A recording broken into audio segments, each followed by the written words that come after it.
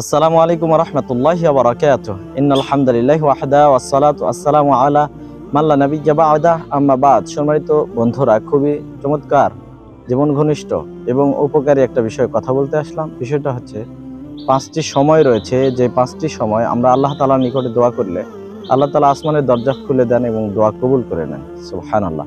আসুন আমরা জেনে নেই। এক নম্বরে, জহর সালাতের পূর্বে, ওই সময় আল্লাহ তাআলা আসমানের দরজা খুলে দেন, তিনি দোয়া করলে কবুল করে নেন। 2 নাম্বার, আজানের পর আল্লাহ আসমানের দরজা খুলে দেন, দোয়া করলে কবুল করে নেন। আর 3 নাম্বার, এক সালা আদায় করে আরেকটা সালাতের জন্য মসজিদে বসে থাকতে ওই ব্যক্তির জন্য আসমানের দরজা খুলে দেন এবং দোয়া করলে আল্লাহ কবুল করে নেন। সুবহানাল্লাহ।